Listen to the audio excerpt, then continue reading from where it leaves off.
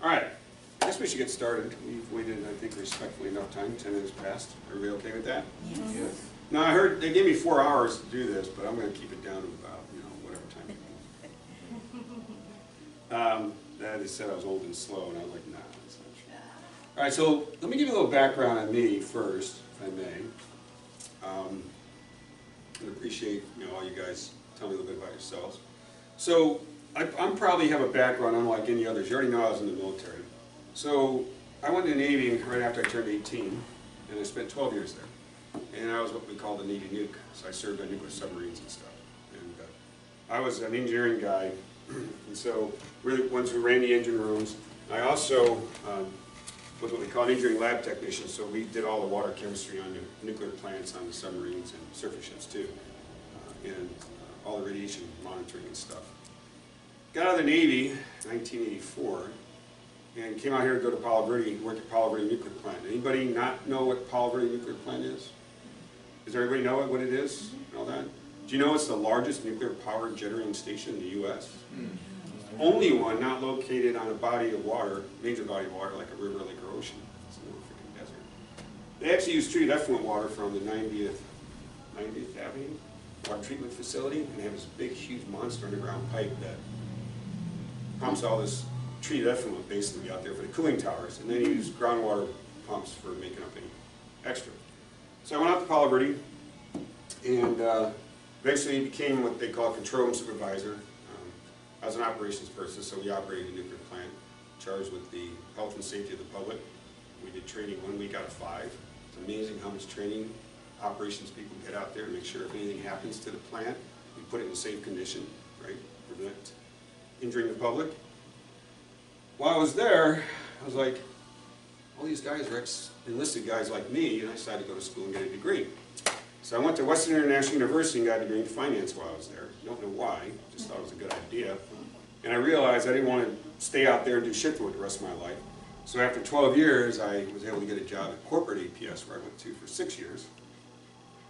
Down there I was involved in when the deregulation was occurring in the industry, well, tried to, and then Enron imploded. And I was in charge of a small group at the time called Competitive Intelligence. It was really cool.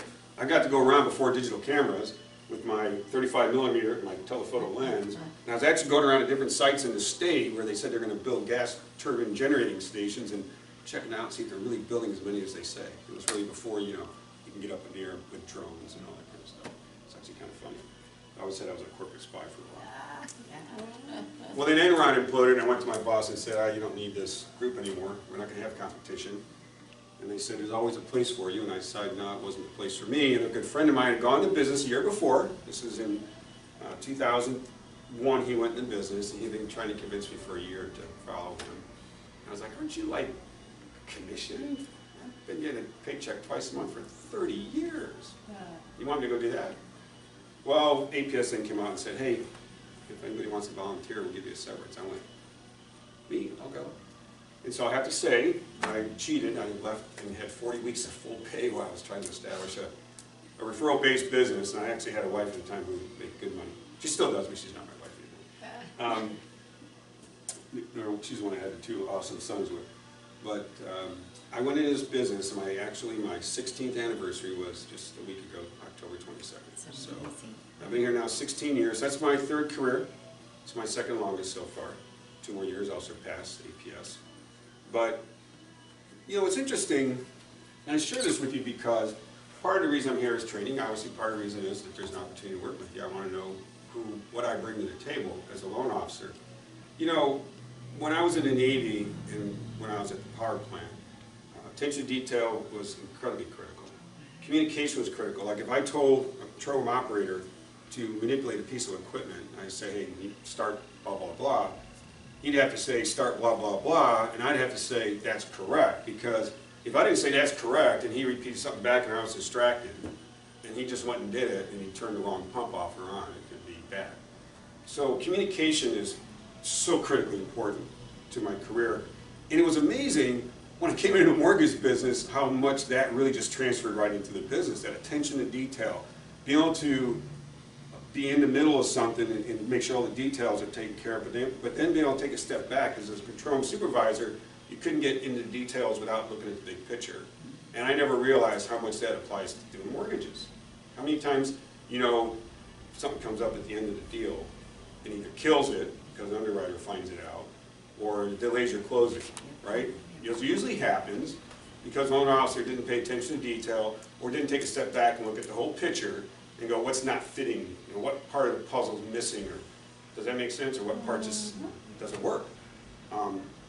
So that's what I bring to the table. And you'll notice, and so my business partner and I, my good buddy Kirk, we've known each other, been friends for 20 years. One day we were talking, and about a year or so ago, we were talking about, we're just a couple of loan geeks. Well, he's a marketing guy, and so he came up with this little logo. Those are great. Yeah, I saw your webpage. Oh, you did? You want to check that out? Yeah, I did, yeah. It's pretty cool, isn't it? Yeah, I liked it, you know. So we're a couple of loan geeks, and he actually Instagrams with the loan geeks now. And we got a green screen, you know, and so we did a bunch of different pictures with him. He's got the glass with the tape, and you know, I've got a lab coat on and the thing, and I got his evil eye look and stuff on one of my pictures. But he, so we did a green screen thing. He's doing all these different things now. So now he started saying, "Where's the loan geek?" You know, Eiffel Tower can be behind them, or you know, it's just different stuff. We'll go out to restaurants in the local area in Chandler, and it'll be in front of the restaurant. You know, the loan geek look. It's cute. It's funny, but it's also very much defines who we are. Yeah, your branding. It is, and we're very every place we've been, and we haven't been to many places. So I started out in the business at M&I Bank. I don't know how many people remember M&I Bank. The biggest part of our business was land and custom home construction loans. We weren't that competitive when it came to realtor business, and it's conventional, it's typical loans, and then they came out with all these option arms and all that stuff. We didn't do any of that stuff. So I didn't really start working a lot with realtors until after the market collapsed, and I left M&I Bank. I left right in 2008 when things started to turn bad. And I went to a company called Guaranteed Rate. You may have heard of them. They have one office in the Valley over at Greenwood still, and I left them almost 5 years ago. But they're out of Chicago. They're one of the biggest ones in the nation. And then I went to what we call Pinnacle Capital Mortgage, which is really kind of where I'm still at. The name changed. We operate under American Dream Mortgage. We kind of aligned ourselves with one of our offices in Colorado, and I love that name, of course. And being a vet, I love, you know, in fact, they have flags on the card. I mean, it fit me to a T, but I love the name. But we are part of Finance of America. Anybody not heard of Finance of America? It's one of the, believe it or not, largest mortgage companies in the nation now. We're actually owned by Blackstone Group in Wall Street. And so they took over Pinnacle Capital Mortgage, or they absorbed us 3.5 years ago, and 2.5 years ago. And it's been nothing but good changes, from pricing to products, and we actually are developing in-house products that we're getting ready to launch here soon, some things that nobody else can do. We also have a commercial division, so if you know anybody who likes to do flips, we actually can do credit lines, so to speak, where they could be approved for a certain amount of money, and they only use a portion of it as they buy a house, and it's set aside. You have to have an appraisal. It's like anything else. It's a loan, but it's off a line that you're approved for, and once you pay it off, it goes back and replenishes.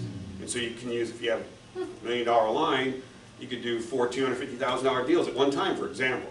So it's a really cool product. Nobody else really, and it's kind of like hard money in a way.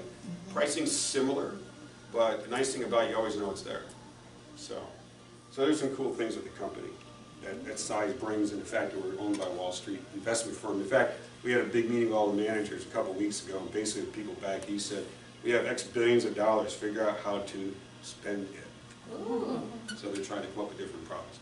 We actually have a student loan consolidation program, which I guess if you could lower their payment, it might help them get qualified and some things like that. So we're going to be coming out with standalone seconds eventually. And so. Well, just out of curiosity, do you also have, what is it, like, where you assist the buyer? I'm trying to think of what the name. Like down payment assistance? Yeah, down payment. Oh yeah, everybody does down payment assistance But programs. do each mortgage company kind of have their own block of, like, you know, the grants that are available? Well, that's a good question, because we're actually coming out with our own program. That's one of the Okay. programs we're going to come out with.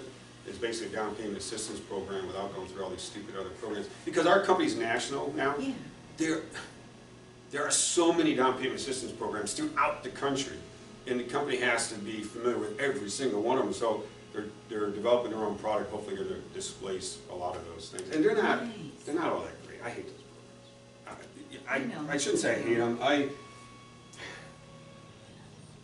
Okay, this might be blasphemous, guys. But I don't think everybody should buy a home. They're not necessarily ready to buy a home, and when they don't have skin in the game, they're much likely to leave the home if things get tight. And you know, we qualify people for payments that I certainly wouldn't want, but you know, I can't say no. If they're qualified, they're qualified. But those programs are really getting really expensive from an interest rate standpoint. They run at least 1% higher than market rates. They're all up at 6 or more. You also have extra fees, and so it's not as good as it sounds. I like the fact they changed it to a forgivable second over time, $136 per month you get forgiven. We actually had a loan officer who, thankfully, we parted ways. He came from another company, and he's the poster child for why they changed the programs the way they did, because it used to just be a grant for that down payment. He would actually convince people to do the down payment assistance who didn't need it, because he told them in 4 months, I'll refinance you out of it. I'll get you a lower rate, and you get to keep the money. Because you didn't have to pay it back. He was a poster child for why they changed it, because they realized, wait a minute, this is being abused. So he got a second loan. The client got to get some free money, and I heard, I was like, dude, you can't do that here. No. So he ended up leaving. And then not too long after that, that program got changed. So now, everybody knows it's a silent second. If you leave after 18 months, you have to pay 18 months, half of that back. Or if you refinance, you got to pay it back. So I think that's a great change, personally. Well, I think it works on accountability, so. Yeah. All right.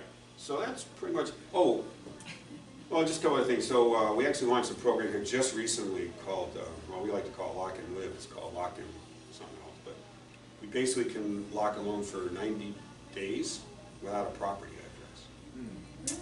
Yeah. Caveat is this: you have to be under contract within 60 days because we have to close within 90. And if we do this for you once, and it's a one-time float down too. If we do it once and you don't find a house in 60 days and close within 90, then you can't partake in that again. So there's no cost to them to do it. So it's kind of a cool thing. So you're locking the interest rate then? Yeah, you lock in this rate now if you're concerned about rates going up. You lock it in, but you got to be under contract within 60 days. Does it need to be primary residence only? Yeah, that's a good question. I'm trying to remember. I don't know for sure. We just launched it. I was just curious. No, that's a great question. It would be interesting, especially, you know, if our Canadian friends come in Right. and buy it. We don't do Canadians. Okay. Oh, that's a good thing Well, you then brought you up, though. answered my question. No, I mean, there are companies out there that do. We don't do Canadians. Okay. And what's different about a Canadian deal or anybody else from another country for that matter? Well, it's the first time. It's the what? It's Oh, well, foreign investment? there's several things. Like, you know, first of all, when you think about what we do, we have to validate someone's creditworthiness, and that can be hard to do for someone from another country. Right. So So just across the now, when board. I say I can't do Canadians, if they're here on a work permit, of course, that Right. doesn't matter where Oh, they're okay. from. That's Right. what I just wanted to hear that. But if somebody's just buying, there to buy a second home, Right. we don't do those deals. Okay. There's brokers That out there helped that me. can broker. I don't try to get in the weeds too deep on stuff like this. You brought up a good point. Well, What I was going to say is, look, when I'm talking to clients, yeah, I'll share things with them that really is for the realtor to talk about, right? right. But a lot of times I do it to actually help support what a realtor is going to tell them. For example, about listing your house, you know. If you don't have anybody looking at it, you got to list it too high. You know, people Right. want to, well, the guy down the street, no, that doesn't matter. Nobody's putting offers on his house, it's too high. My point is, that's an example. But I like to say, look, here's what I'll share with you, but this is something you need to talk to your agent about. And so agents, same way, right? Knowledge can be a dangerous thing. Exactly. Right? Right? So, and I struggle with this a little bit here because, look, I'm not going to make you VA experts here. What's really important is you know that I'm pretty good with VA loans. Exactly. I'd like to say I'm an expert, but, you know, I mean, there's things that I go look up because there's situations, and what's really important is to know that, hey, I'm not so sure I know about this, but hey, it may be something we can do, or a situation. I'm going to cover some of those kinds of odd things with VA and stuff, but this is more about just kind of giving you awareness of how VA loans are different than the other loan we do. Certain things are very different, but it doesn't mean they're bad, it's just that they're different, and you need to be aware of that. So that's kind of, and there's, you know, and then just general stuff on that one flyer talks about VA loans. So with that, do you have any questions for me before I get started, any comments? Do you by any chance, are you by any chance part of the Homes for Heroes network? I am not. I am. I have thought about that though. Have you? How do you like it? I love it. Do you really? I love it, yeah. I love it. It's a big commitment. It's not for everybody. Yes, I heard, Because right. as an agent, you are making the commitment to give back 30% of your commission. Oh, okay. And so that's quite a bit. It is, but Yeah. it's wonderful because, you know, you get to make a direct impact on that person's bottom line, Right. where you wouldn't be able to do it anywhere else. So, from a buyer perspective, you give 30% of your commission back to Homes for Heroes. 5% of that goes to their foundation, which helps other heroes and nonprofits, and the rest goes directly to the person that you're working with. So they get either a check after closing, or they can actually use it towards their down payment or closing costs. So you do have that option. Absolutely. Yeah, so you do I'd have like that to know option. about that more. Yeah, it's one of those, It's great. you know, when you talk about down payment, right, typically it has to be a relative or someone you have a significant relationship with, but in the case of government agencies or charitable organizations, they can, that's basically their gift in those. Right, yeah. Even though it's coming from you, Right. they're giving it back to them. Right, because we're giving Right. it through Homes for Heroes, Right. and it's all, you know, and they are nonprofit, so what's nice about it as well is that it's not just for, you know, veterans. So you have other groups, you have law enforcement, you have medical professionals, you have teachers, Oh, wow. firefighters and EMS, and then you have, you know, retired, you know, you have veterans, you have active duty, you have reserve as far as military. So they all qualify, and under all of those umbrellas, you know, under like the medical professionals, you have everything and anything from a nurse and a doctor to, you know, a veterinary technician or x-ray technician, something like that. So you Really? can always extend that, She's yeah. you're a spokesperson for that group. I'm sorry? You're a spokesperson for the group. You do a great job Oh, well, breaking it down. I'm really excited about it because Yeah. we've been able to give back so much this year that we would have never been able to do. Well, and before. your son's in the military, so you Right. have a passion for that, Yeah. obviously, that's awesome, that's great. Yeah, I wrote that down. I've heard about it before, and I think there's one of the loan officers that we came and actually were out of his office until we opened our own for a while. He's part of that, so. Yeah, and it's great. And then on the listing side, so if you're working with, you know, a hero, and you're listing your house, you do a 25% reduction in your listing fees. So Okay. you're able to show on the net sheet, you know, that here's how much I'm giving back to you. So let's say they're selling their house and they're buying, Yeah. they get it, you know, when they're Yeah. listing and then Wow. when they're buying. So On both sides. on both sides. Yeah. Okay. So that's great again because you're Yeah. making a huge impact. Absolutely. That's wonderful. Now, how do I find out more about this group? Go to homesforheroes.com. Okay, all right. I didn't know if there was a local, I'm sure there's a local group to connect with that way. So they have a Facebook affiliate page where it's really good to talk to other folks, and then Okay. they actually encourage everybody to work as a team. So definitely, homesforheroes.com. I just went to their, sorry, I just hijacked your No, that's training. all right. This is cool, because it's all part To of their this whole thing. training in Chicago. Wow, But yeah, it's homesforheroes.com, Okay. that's a good reason to join up with Chicago. right? Did you bring your Mario with you? Oh, yeah. Okay. Maybe it wasn't. Yeah, no, it's wonderful. All right, so VA loans. How many have actually done a transaction with a VA loan? Everybody here? Not everybody. Kim hasn't yet, right? Not yet. She's no. gonna get there. So let me bring up something so I don't forget, although I think I put a note in the end for this. And by the way, this information is going to be much more detailed than what would typically you would want to know as a realtor. But if you ever want this PDF, let me know. I'll send it over to you. But as like I said, as a realtor, there's way more here than what you need to know. But again, some of them I'm just going to go over really quick. But again, it just kind of shows you the amount of information that I have to look at or I can look at when I'm doing the VA loan. But one thing I want to point out really quick.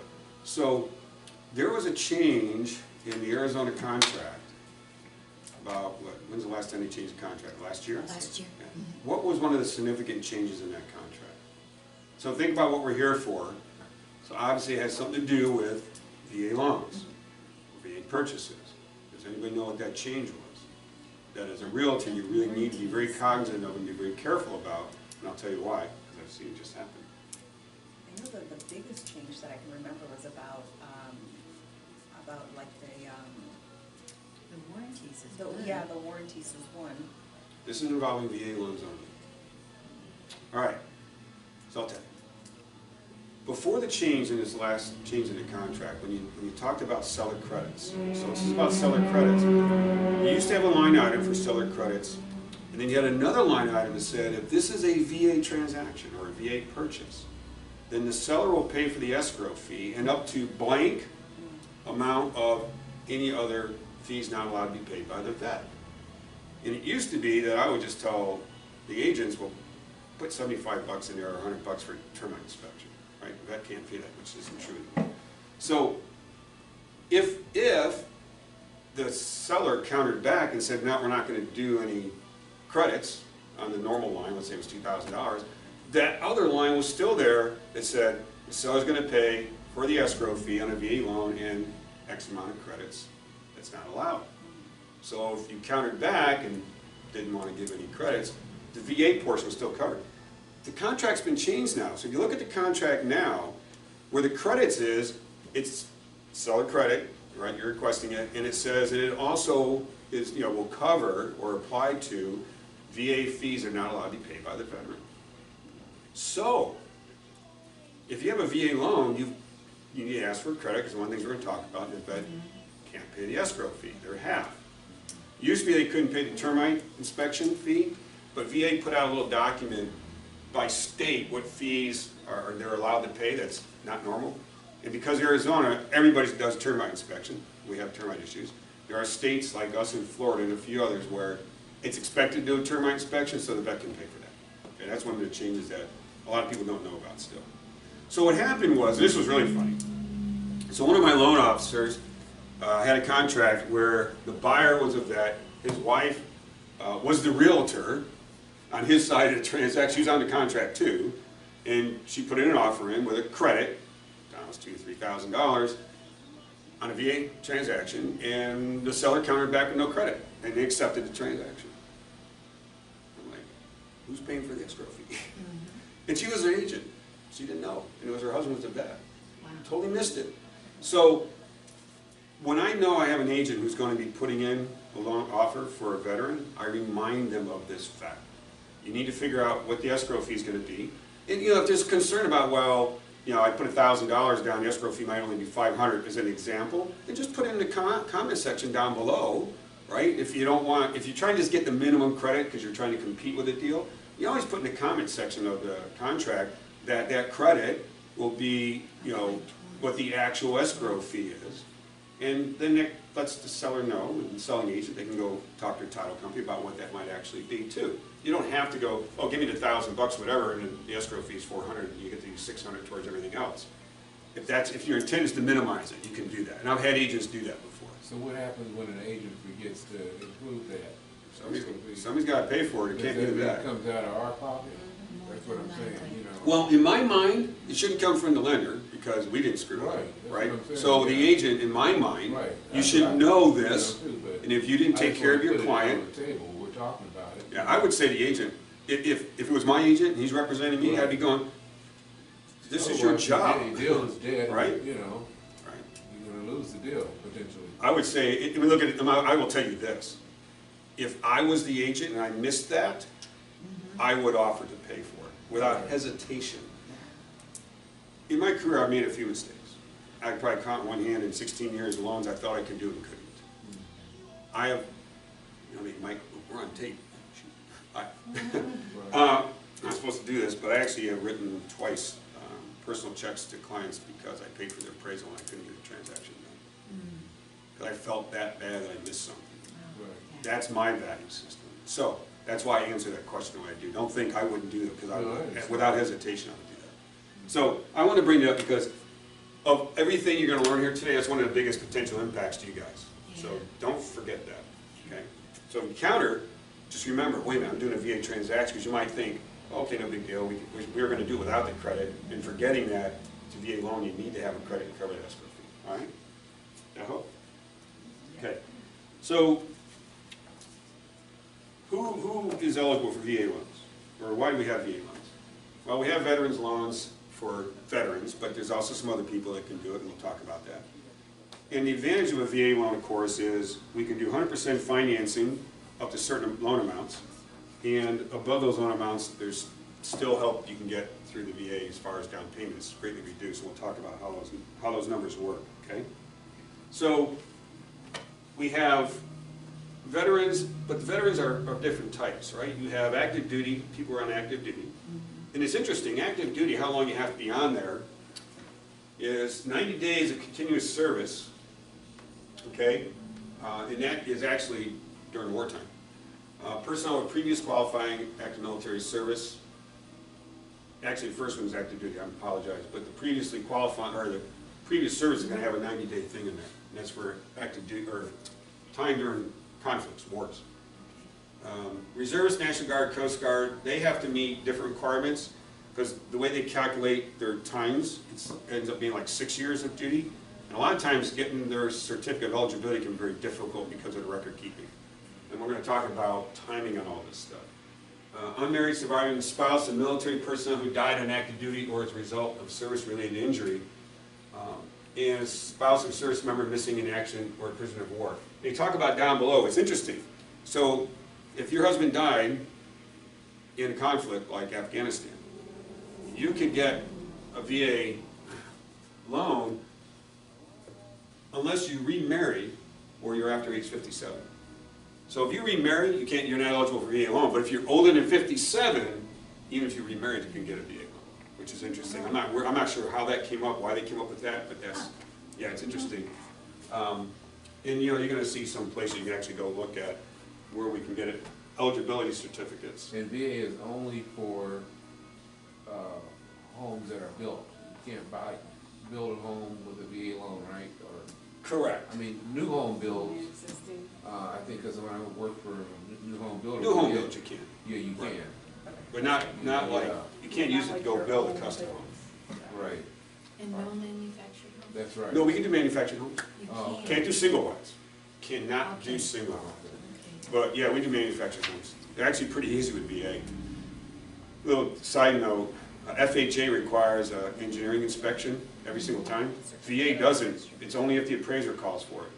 Well, you So, still have to have a certificate of a fixture. oh yeah, and all that stuff, right. But I'm talking about engineering inspection. FHA requires it every single one. VA only if the appraiser has questions about the fixture or, how it's, somebody might have put an addition on. I had somebody who put a porch cover on a home out in the West Valley. They actually had to get it modified, engineering. It wasn't, the house isn't built to support that, so they actually had to go out there and put basically posts up by the house and anchor them in the ground, basically detach the cover from the home and mounted it to those posts, and then we were able to clear it and get it closed. And I have a real good engineering firm, Baca Engineering out in Mesa. You know them? They're awesome. They are awesome. If you need to, in almost every single inspection, you end up having to put additional anchors on the home, and they have two companies that give bids really fast. They get out there fast. I can't say enough about them. They're amazing. Yeah, they're really good. It's interesting you know them too. That's cool. So we've done a lot of transactions out in like Buckeye, Tonopah. Okay, yeah. Yeah. Well inspections and all that good stuff. Oh, it's awesome. Like Black Canyon City. So everybody knows, you can do VA loans without a down payment. Is there an advantage to doing a down payment? Does anybody know? Is there a reason why a vet might want to do a down payment? Because he wants the house. Well, I mean, for qualification purposes, but there's another advantage too. There's a guarantee fee, right? There's no mortgage insurance on a VA loan, but there's a guarantee fee. And the guarantee fee is lower if you put 5% down or 10% down. So first time a vet uses a guarantee fee, if they're not exempt, is 2.15%. And this is for regular vets. The table's a bit different for the other guys. I'm just talking about, I'll just do that all the time. The civilian guys, oh my God, Keith. The reservists and the Oh, the National. National Guard, oh my God, I hate that. That's my hate show. So the fee is different, but what's really amazing is what the fee is when you subsequent use. It goes from 2.15 to 3.3%, significant. But if you put 5% down, that goes down to 1.5%. So either 2.15 does or 3.3, that's huge, it's over half, right? And if you put 10% down, it only drops to 1.25, so not as much of a drop. But there's times when people are looking to buy a home and they have down payment, and I'm looking at whether we do a VA or a non-VA, that's a big factor, right? If they have down payment and they can do 10% conventional, which is better for them then? Is it the conventional or the VA? And it depends. Because you look at, you know, they skew mortgage insurance, but you also look at what the rate difference might be and the fact that they have that fee. And for me, even though it goes into the loan, it's still a fee. And so when I look at cost differences for payments, I factor what's the payback on that fee. So these are things that could tilt it to a VA or a conventional, depending if they put money down. Just kind of a, when I get a client in front of me, what I want to do is give them the best information, or all the information, to make the best decision for themselves. And so these are things you have to look at. Hey, you got the money down. If you put it down, here's what the impact would be. It's up to you whether you do it or not. Okay? So, and then you don't care about refinances, but yes. Okay, well, my Go parents back. just did a refinance, and my dad's a veteran. I bet they can even do a VA loan. That's what they get for not doing that. Well, it may or may not be even the best one to do. That's true. Because you still have to do that reuse fee, and sometimes if you got good credit and stuff, it may actually make sense just to do a conventional Yeah, loan.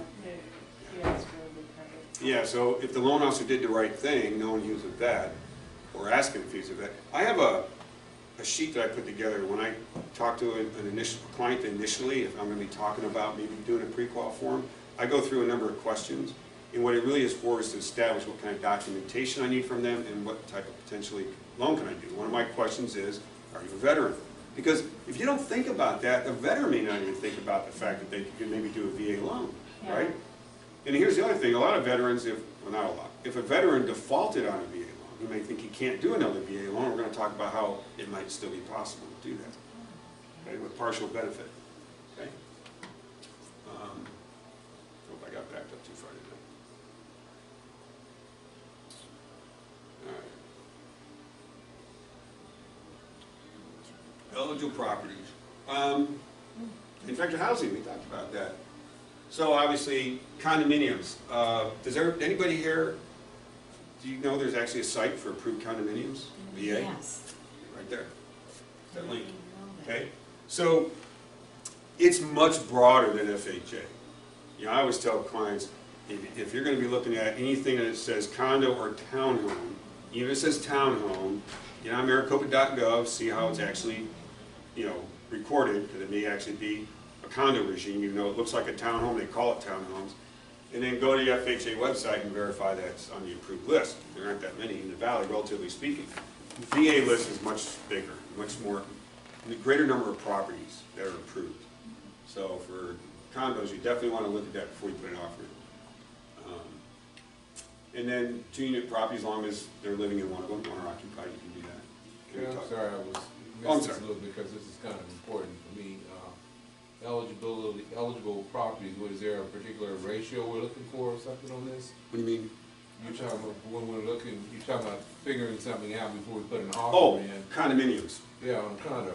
Yeah, you want to make sure it's on the approved list. But that's For- all we need to for know, if it's VA. on approved list, Yeah. okay, all right. Now, you still have to meet, whenever we do condos, we do condo questionnaires, right? There's things that condos have to meet that normal houses don't, right? Delinquency on HOA dues is a big one, things like that, right? And it used to be, occupancy for condos was an issue if there was more than 50% ownership in investors. Yeah. But these Fannie Mae, if you were doing a primary res, that they threw that out. It doesn't matter. Okay. So, I just but need condos to- are just a different animal. Okay, Yeah. So I make sure it's on your approved list before you put an offer in. because usually that's something the lender would complete or take care of. Well, yeah, but here's the thing. If you, But there's we a, have okay. to look it up if I'm gonna take a client, I need to be aware if that's even something that they can. Exactly. they Now, would where do I approve. look that up at? Oh, right There down was there, that, that you were. if I send this to you, you'll Oh, have a okay. link. Oh, Sorry, okay. right there at the bottom of the page, right there, it's long. So I'll just send it to you. Okay, good, thank you. Yeah, if you were to go to the VA website and just put in condo list or approved condos, it'll bring you to it, but I'll send you this so you I'm can just have that. filling this out, so. So to that point though, as an agent, you don't want to be showing properties that you can't do a loan on, right? It's a waste of your time, it's a waste of the client's time, they may fall in love with it, now they are bummed. So if you're gonna be looking at condos and doing a VA loan, or looking at condos and doing FHA loan, you should be getting on the site. I send that site for FHA approved condos to my client, or my agents all the time. It's simple to use, you can put in, you know, state, city, zip, whatever, you can search by city, by zip code, and it brings up the list of approved condos. I hear Sun City was having a problem with, FHA. With, we call it, for foreclosure ability because of their HOAs, yeah. Yeah, that, what they call that fee, out there in Sun City, It's like the, it's like a, Capital. Yeah. well, there's that, there's Or do you also, mean there's also this like activity the, type fee, yes, or the what is it? recreation. Recreation fee, yeah. Those two things add up to a lot. yes. Usually about $3 grand, if I'm not mistaken. Well, the one, Somewhere around there. I'm hearing the, that's 1,200 just for capital improvement. Yeah. that's 3,500. Is it in Sun City? In Sun Yeah, City, it's somewhere else. 3,500, and then the rec fee. Yeah, that's just a capital improvement at the HOA, you know, And the rec sometimes that fee. happens, right, because of things they have to do. Yeah, The rec fee is almost 500. a year, yeah. And then that doesn't include the individual HOA. so- Right, oh yeah, that's just the, Right. yeah, that's the extra stuff. All right, so, occupancy, primary purchases only. Can't do second homes, you can't do investments on VA loans, of course, right? Now, you could actually have had, purchased a VA loan, a house in a VA loan somewhere else and got transferred, and you can buy another one, second one. The interesting thing there, so let's say you even paid that other one off. Now you come and buy another one, a VA loan, and I think I have that in here. You can do that, but if you want to now get another VA loan, so you have a loan on a house, you bought a house with a VA loan, even though it's paid off, you have to sell both of them before you can actually do it again. And that is, purpose of that is, so people don't buy homes with VA loans, paid off, keep it, buy another one, VA loan, paid off, keep it, buy another one, keep it. Ah, Yeah, they'll let you have two, or zero, or one. So you can get the two, but if you want to buy a third one, you gotta sell those other two. Interesting Even little though thing. they're paid off? Yeah, doesn't matter, because you bought them with a VA loan. Yeah, it's an interesting, see, that's the thing about VA loans, guys. There are so many little things, and if the loan officer's not familiar with this stuff, that's the kind of stuff you can get to underwriting, and underwriter goes, oh, he's already got 2 VA homes with VA, that he purchased with VA loans. So, and then when that certificate comes out the second time for that second purchase, there's actually a note on there, and it informs the veteran of that fact, so they know. It's just for the veteran, it doesn't impact us when we're doing that particular loan at that time, but when they buy that second one, it has that note on there.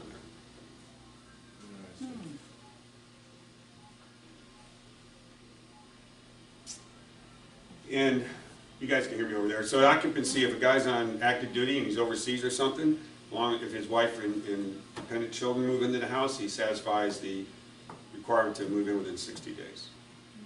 okay. Okay? I'm not going to worry about the refinance loan, it's not a big deal. Certificate of eligibility, I'd like to talk about this a little bit. So, when I do a pre-qual for a vet, I will not issue a pre-qual unless I have a certificate of eligibility in my hand. Now, in some cases, I can do that in about a minute or two. About how long it takes me to log into this one part of the VA website, put in the borrower's name and social security number. Yep, I'm not sure, maybe birth year. I think birth year. 3 bits of information, and if their certificate of eligibility is available in the system, boom, I get it like that. There it is. It tells me, you know, whether they have a current loan outstanding. Sometimes they'll have paid off a house, but the loan's still on there. We'll talk about that. It'll tell me whether they have disability, because it'll tell me whether they're exempt from the funding fee. And the disability that's on there, we can use that as documentation of disability. I don't need anything else in the vet to use that income if it's on his certificate. So I'm going to get that certificate before I tell you he's pre-qualified, or he or she's pre-qualified to do a VA loan. Why is that? Again, if I give you a pre-qual, and it's a VA loan, and he's relying on that because he has no down payment, and then all of a sudden I get the certificate of eligibility back, and they only have partial benefit left, or they don't have any benefit. I had a client who thought they had the benefit, they weren't in the service long enough. It wasn't wartime, you have to have 2 years, they only had like, I don't know, 9 months, 14 months. told me he was eligible, and he wasn't. And the problem with that, with this whole thing with the certificate, if you can't get it immediately, then you can do electronic application where you need to get their DD-214, which shows the record of service, and you can upload it into the system, and so it's a little bit more time requirement for them to go research and make sure he has the eligibility. And I've even done that, and we weren't able to get something from somebody who served like around Korean War or something, and never used his eligibility. He had eventually had to contact the VA himself, and eventually he got it, but it took a while.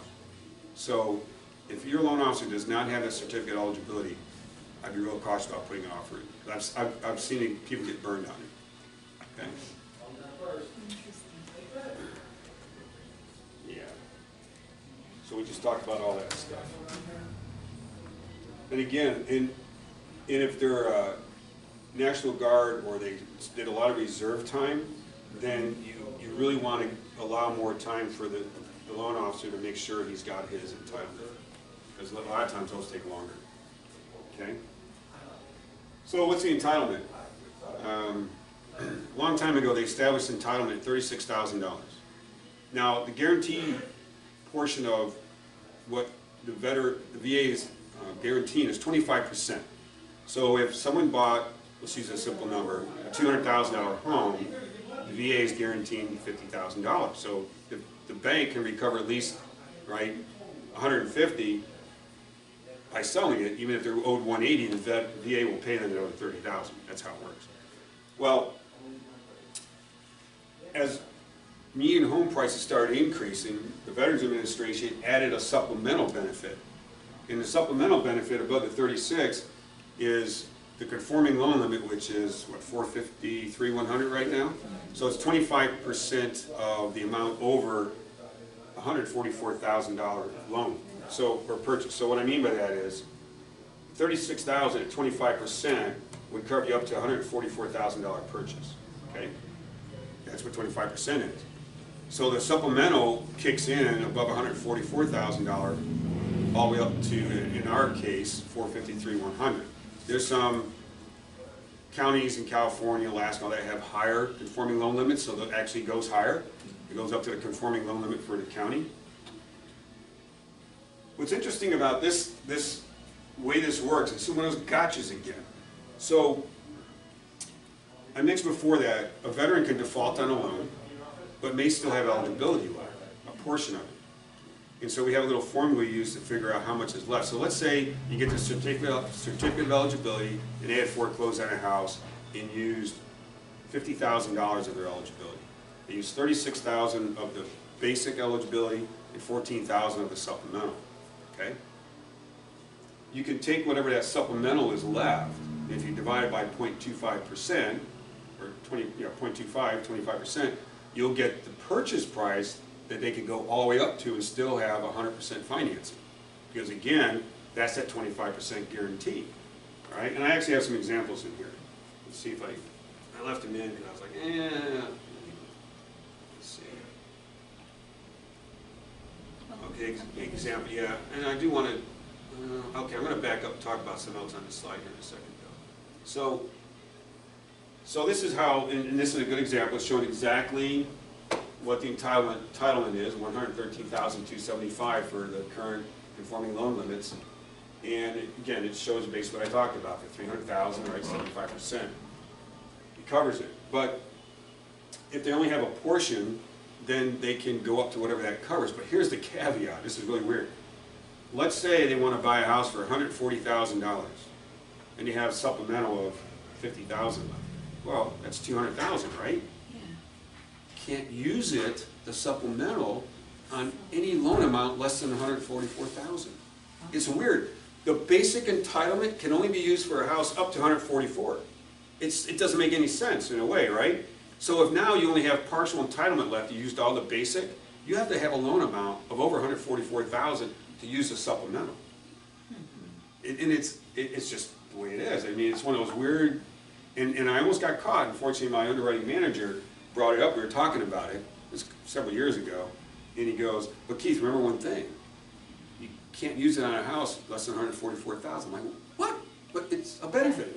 It can only be used at Hold it. So, That's it's one of fine. those little gotchas now here, how many homes we have under 144 to buy with VA loan, but just be aware.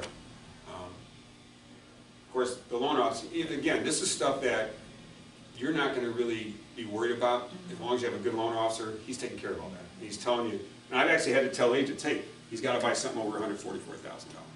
So, Well, thank you. well, that's what our job is, right? Uh-huh. So, if you notice on this slide here, that last one, the VA only guarantees a veteran and their spouse on the loan, right? Non-married co-borrower would not be covered by a veteran's entitlement. They have a down payment requirement. What does that mean? Does that mean, as a vet, I could have a girlfriend of mine who's not, I'm not married to, who's not a vet on the loan with me to buy the house? Yes, you can. We always pretty much say, well, a veteran can't be on the loan without, a spouse. It only could be a spouse. That's for 100% of the entitlement. If you're having somebody else on the loan with you, they can do that, but if it's a $200,000 purchase, the VA is only going to guarantee the $100,000 of that. Okay. And So the other borrower has to come in with 25% down payment. So basically coming in for $25,000 of a $200,000 purchase. So how many people actually do that when they can maybe go just do a 3% down conventional loan or something, right? So that's why you never really see that. I mean, the advantages really aren't there for it. But it could be done. Just one of those FYI things again. Is this one of the things where you have to have the marriage certificate so you know it's legit, because they might just say they're married and they're really not, or? Only if they're just recently been married. And the reason I say this is because the credit report's going to show they had joint credit Yeah. for a long time. And so I That's true. if they say they declare they're married and you have every indication to believe they are, we don't ask for a marriage certificate. Okay. But that's a good question. Never had to do that. Unless, like I said, they just recently got married. Then I Yeah. always requested it. We did this. So again, this is where there's a partial entitlement, where there's still stuff available. This is what I talked about. So it's just a form. You just go see what's left on your guarantee, and anything. So if you do a purchase price, anything above the amount where you can get that full guarantee, anybody know what the impact is then? Can you still buy a house? So if you only can go up to $200,000 and have 100% coverage, what if you wanted to buy a $250,000 home? What's the impact? Anybody know? Well, if you do the formula, that one, I think they'd end up having to they'd have to come up with a down payment. They would. How much? Well, let me figure this one. Yeah, it's a simple number. You don't have to figure it out. You just got to know what the answer. 25, You're right. Why'd you say that? because I figured it Well, out. why'd you say 25? 25% or 25,000? 25,000, because if they have 25. No. Well, okay, because That's 50%. They're going to come up, no. Well, I But was you're on the thinking right track. 25 of the 50. Yeah. No? Okay, 25% of the 50. okay, So think about it. The VA guarantee is 25%. yeah. So any purchase price above 100% coverage, the veteran has to bring in 25% of that difference. Okay. So it'd be 1/4 of 50,000, which would be what, 12,500? That makes sense? Mhm. And that's the same thing if you go above 453,100. Okay, If you go above 453,100, you can do that. You can do a $600,000 purchase, but you're going to bring in 25% of that difference above 453,100. Okay? So it's a reduced down payment, which is basically what happens. so this one, they would have to have a down payment, because if they're, Maybe. What does You it say? know- I think, yeah, actually it says say yes. yeah, because if they used already 32,000, Right? yeah, Is that the 40? So what does it say? It says, of course, right there. Boom. okay. all Okay? right. Mhm. So he's got 67.25 down payment. Yeah, That's how we figure out. So people sometimes don't realize that, oh, we're limited at 453,100 conforming. No, we're not. Just the veteran just has to bring in the additional funds. That's all. Which still isn't bad, because you don't have mortgage insurance. And typically, that's enough to make the difference right there. Why you go with a VA loan? I mean, that's the biggest reason, obviously. I mean, other than I would say the underwriting guidelines are a little bit more lenient in some ways, but in some ways not, which is kind of interesting also. And I don't need to go through these numbers, just different scenarios. I just left them in there in case you guys wanted to look at it.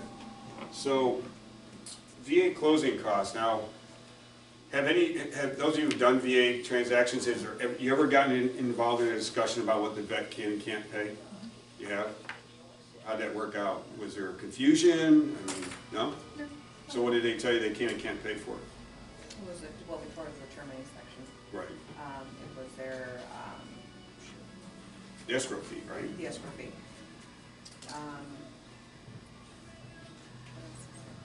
Well, it's interesting. Are they responsible for the inspection? They are. The home inspection? The home Oh, yeah. inspection, they are, yeah. Absolutely. Everybody does. I mean, because it's not required to be done.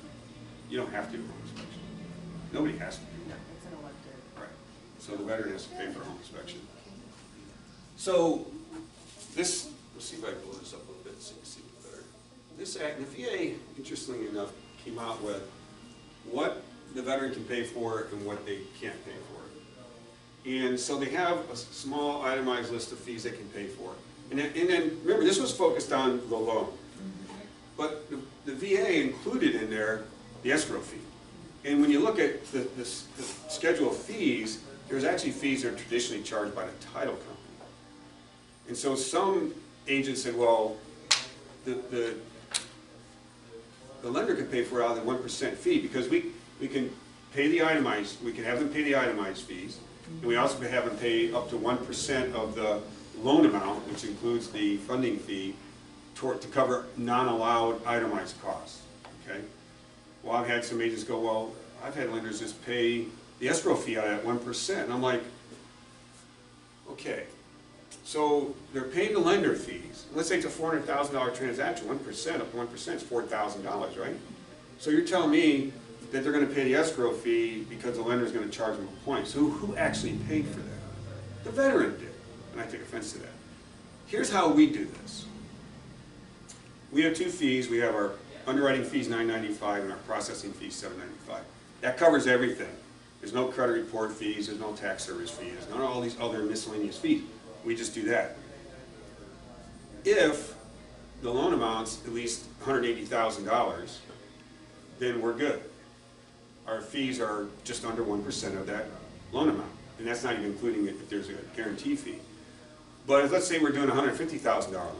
Well, 1% is only $1,500.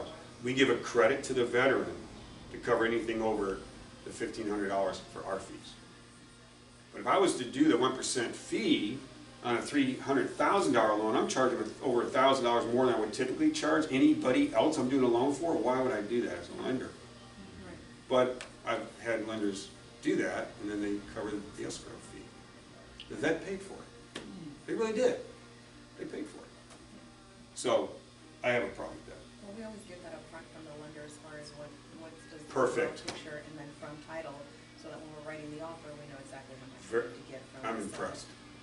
Well, that's, not everybody does that. I've had agents call and ask me, Keith, well, what are your fees, blah, blah, blah, I have this other deal. You need to call that lender. You need to find out how they do it, because not everybody does it the same way. Well, and some people kind of lose track of as far as the money, because just because you're qualified for a $453,000 house doesn't mean that it's gonna make financial sense. So to me, I always like to get a payment estimate, so that they know that it's like, okay, this is what you're looking at. Are you sure we want to continue in this price point and do, well, I've worked with a lot of VA and a lot of personal friends who have, some financial struggles, and then you throw PTSD on top of it, and then you throw everything else. So it's just having that very candid conversation of, look, we're just looking out for your best interest. Does this make sense for you? Because Makes really good sense to me, my dear, because that's how I do business. Now, I tell my clients how I'm paid. I tell them I'm paid based on the loan amount. And I tell them that for a reason. So when I talk to them about payments, down payment, all these things, they don't have to wonder what's in it for me. If I talk about different loan programs, it doesn't matter. If the loan amount's the same, I get paid the same. And I want people to understand that the information I'm giving to them is just so they can make a good decision. And one of the first questions I ask, after I go through those questions about their situation, any foreclosures, BK, veteran, how you pay, how you, those things, I then ask them two questions. And I ask everybody this, but I think this is really important for first-time home buyers. I ask them if you thought about a payment you're going to be comfortable with, and that includes an HOA, principal and interest, tax, insurance, and HOA, because if you buy a condo or a townhome, that could be a significant number. So you need to include that, and you've thought about how much you can or are willing to put towards a down payment. You tell me those two things, I can tell you the approximate purchase price. Because then I have a spreadsheet I put together where I just plug in a purchase price, percent down payment, and interest rate, and boom, it calculates an estimated payment. I throw $50 a month in there for an HOA for a typical home.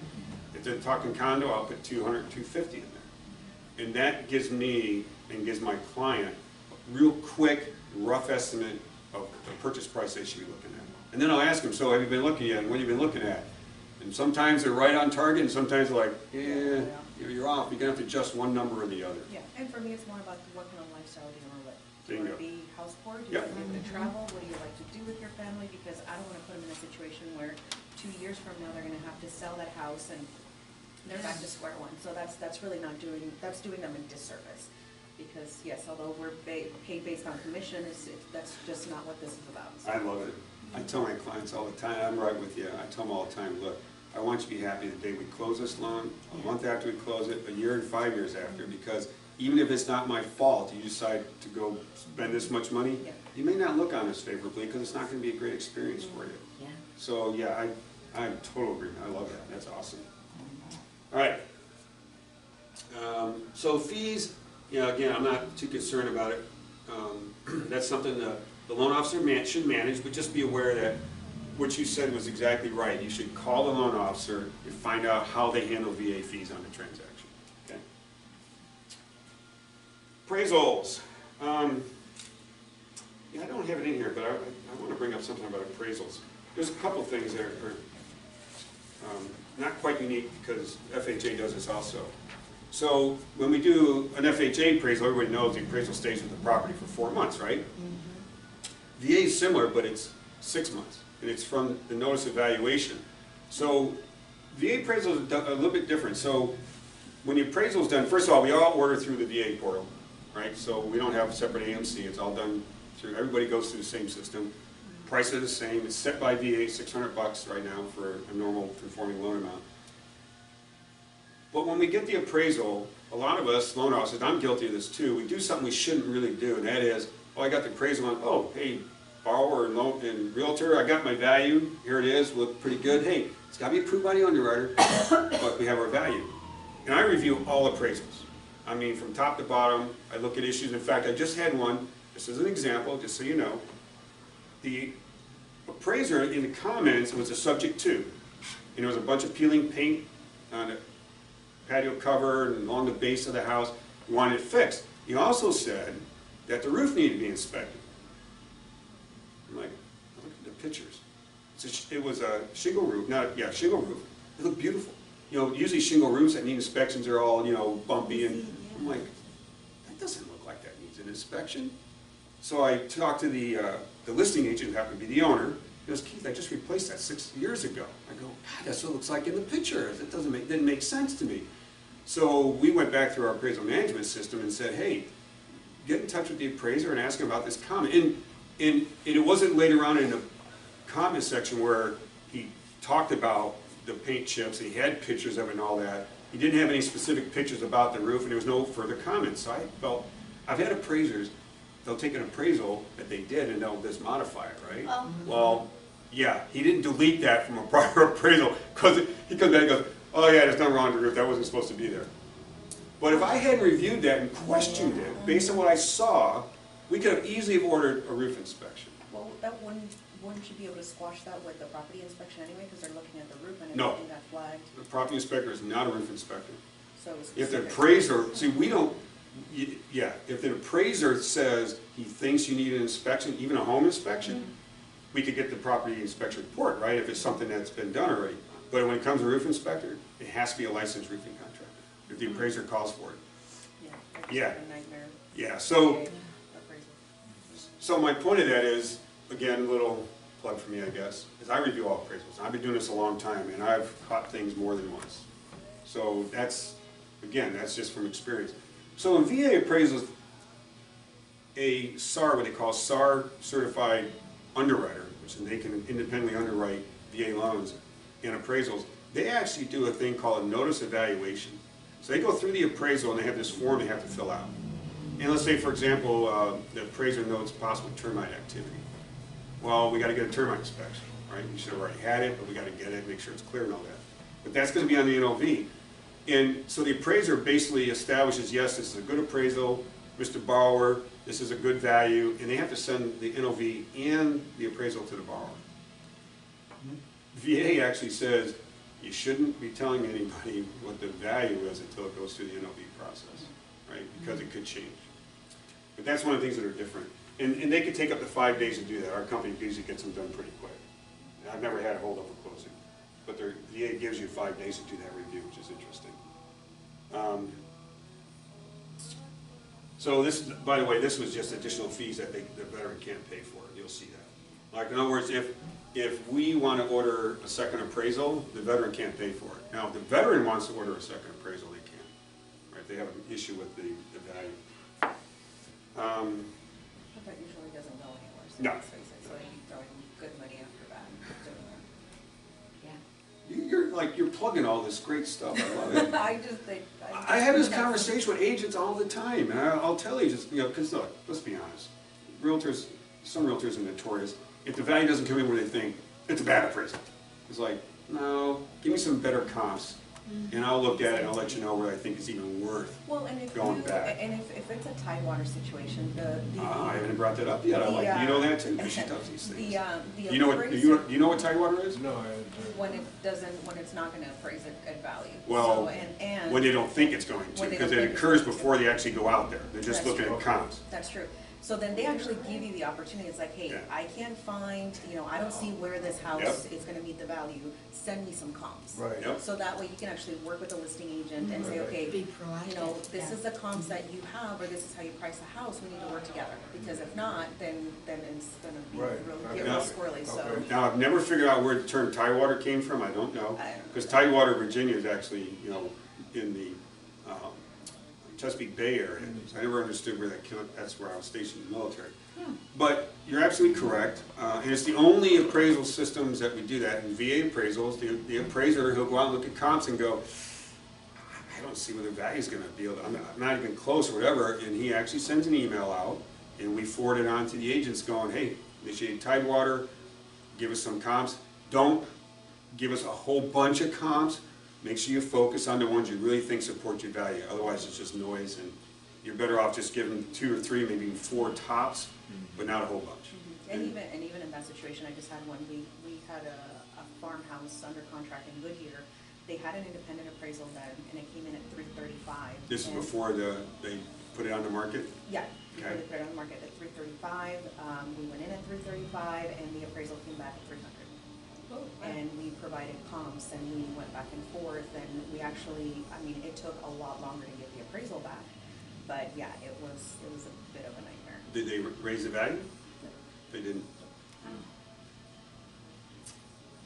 So, when you looked at the appraisal, did they use good comps? Yeah, it's just the condition of the house is what really drove, and I honestly feel that it was personal opinion, he didn't act in a professional capacity. It was Really? just, yeah, it was really bad. We actually had to, our buyer submitted a complaint against him with the VA. Yeah, you can do that. And it was a nightmare because he was more concerned about our buyer's ability to renovate the house rather than looking at the property in its current condition and doing his Really? job. And yeah, and I had that conversation, I'm like, you know what, respectfully, all we're asking you is to just, give your professional opinion, not insert your personal feelings into this, because what this buyer is going to do with this property is honestly none of your business. So it got to that point, and he was just more concerned about, well, where is he getting the money to renovate this house? Really? This is none of your business. Yeah, exactly. This is none of Wow. your business. Yeah, it was really bad. Yeah. He didn't like the house. No, he didn't. No, he let his personal opinion and their feelings. Yep. And, yeah, he never should have made that comment. Right. That shows a bias right there. Yeah, that's too bad. That's interesting. I've had a few times where I've actually got values changed. Really? No. Yeah, I've cut, one where we had concessions, and 2 of the properties that were comps had concessions, but he hit them as if they didn't, right? Because they'll do that.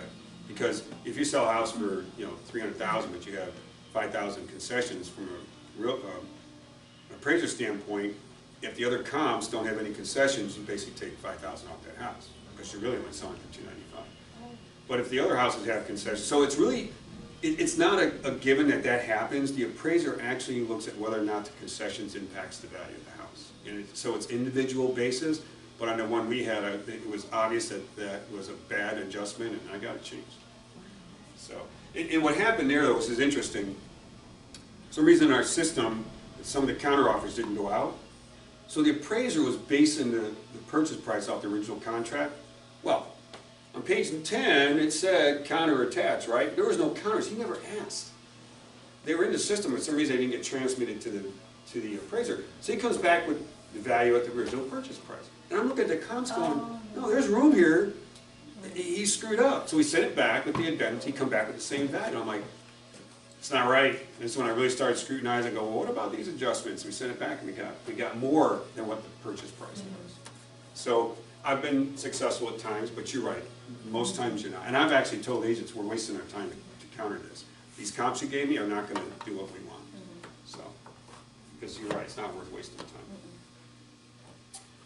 Seller concessions. So the veteran can get up to 4% concessions to cover closing costs and prepaids. But if the seller's trying to give more, let's say for example, you can only use the credit towards normal items the veteran would have to pay. So let's say we have a credit of $5,000. And all the fees and everything are only $3,000. And so the loan officer goes, oh, let me use a couple thousand, we'll buy down your rate. We'll charge you a couple points on the rate and buy the rate down. You actually can't do that on a VA loan. That is a seller concession above normal. It's not a normal closing cost. They don't have to buy it down. So they're getting a benefit, right, that is not in a normal transaction. So you can't do that on a VA loan. You can't buy down the rate with credit. Just be aware of that.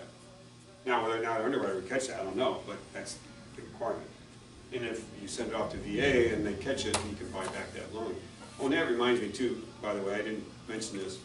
We're a direct lender for Freddie, Fannie, and Ginnie Mae, which is FHA and VA loans. So we have two sets of underwriting guidelines, if you want to call it that, in our system. We have the ones where we send it out into a pool of investors. We have ones where we send it directly to the agencies. And on Fannie and Freddie, we go directly by findings. So we eliminate all these overlays. And our pricing is the same, so there's no reason ever not to go directly to the investor, and that's because we're so big. It used to not be that way. On FHA and VA, there's like a 10 basis point hit on pricing. And so we go directly, or we go into the pool if it's a nice clean deal, just to get a little bit better pricing. It's minimal, right? 10 basis points is $200 on a $2,000 loan, or $200,000 loan in fees. But the nice thing about being able to go directly to the agencies, you eliminate a lot of the overlays. And so, yeah, we get stuff done that, you know, in fact, there's certain loans we have to go directly to the agency. We couldn't even do it. Like manual underwrites and stuff like that, which we can do. Because we go down to 580. I think most good loan lenders can go down to 580 on VA. So, you know, it's interesting. A lot of people think, well, once you're below like 620, you have to do a manual underwrite. That's not necessarily true. If you're DU, which is, we use DU Desktop Underwriter, which is Fannie Mae's underwriting program on FHA and VA loans typically. If you get an approval, even at a 590, you're good. You don't have to do a manual underwrite. You don't need a bunch of extra documentation because they may be strong. It may be a vet who's got a bunch of money, but he's doing 100% loan, or maybe he's putting money down, or maybe his debt to income ratio is really low. So these things all impact the approval process to the automated underwriting programs. I had a FHA approval at a 587. Approve on DU. They're doing a down payment, they had reserves, credit was just crappy. I'm done. I don't need extra documentation you would typically need on a manual underwriting. And you need compensating factors on a manual underwriting. And I guess basically the system did that. It took the compensating factors. So we're good. We approved it. So anyway, so seller concessions include not limited to, right? So we talked about typical closing costs and prepays, and you can't use the credit for anything above that. So in fact, they even give an example here. The market takes an interest rate of 7.5% with 2 discount points. The seller's payment of the 2 points would not be a seller concession, but if you paid 5 points towards it, it would be. That's the example I gave you earlier.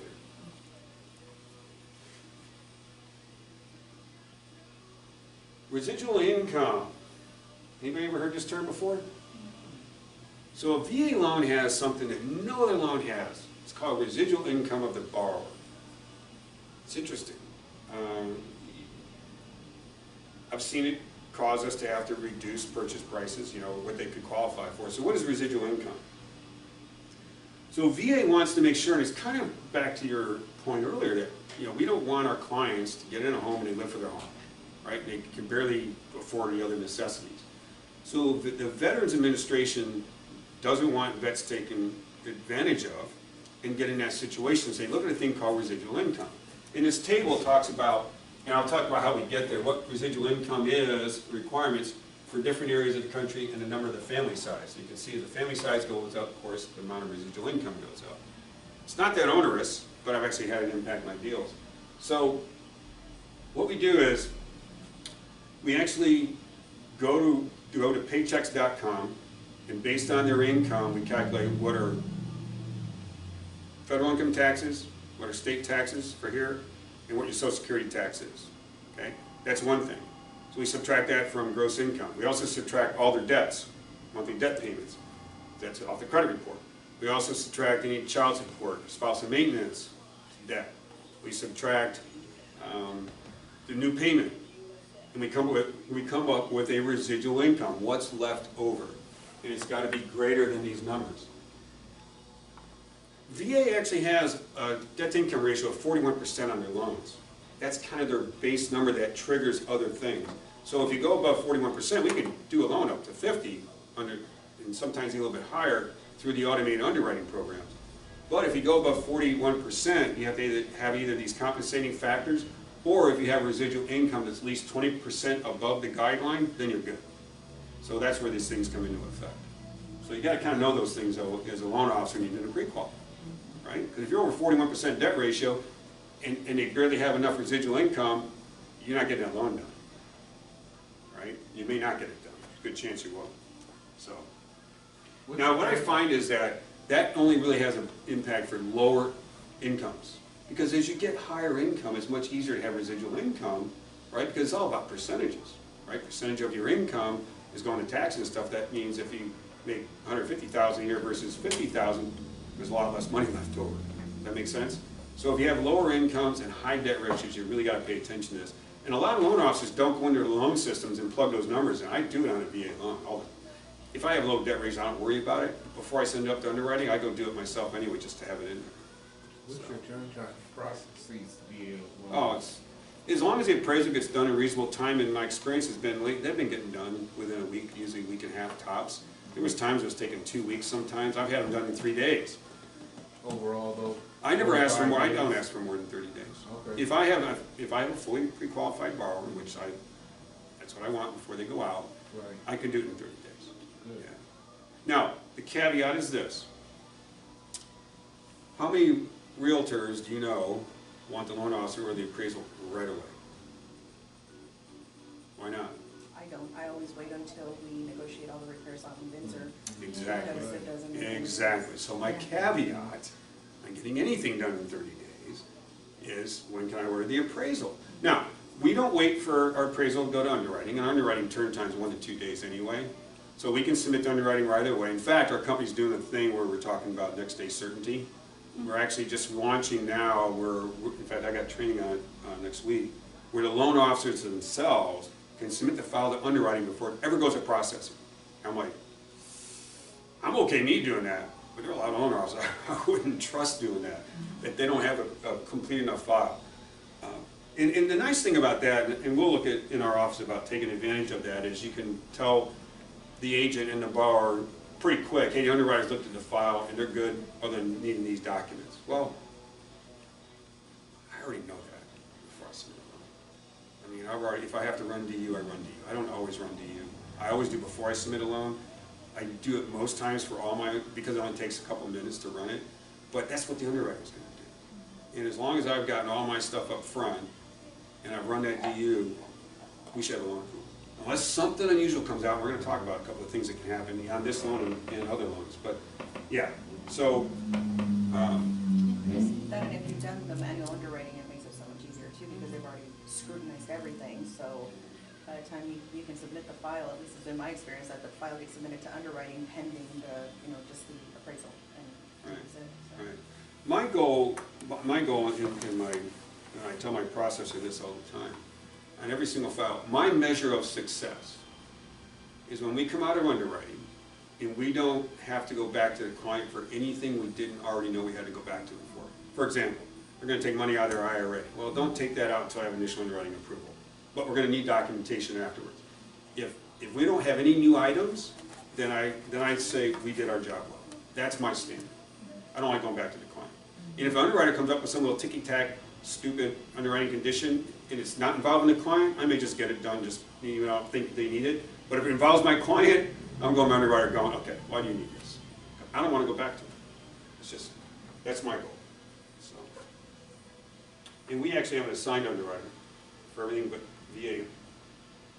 VA loans? No, I think she's VA qualified too. We just got assigned a new underwriter, and she's awesome. So I like working with one. You know what, you get used to each other and what they're looking for. And again, if we're going directly to findings, you can just pull up the findings result and says, it's not on the list, what I'm asking for. I love that.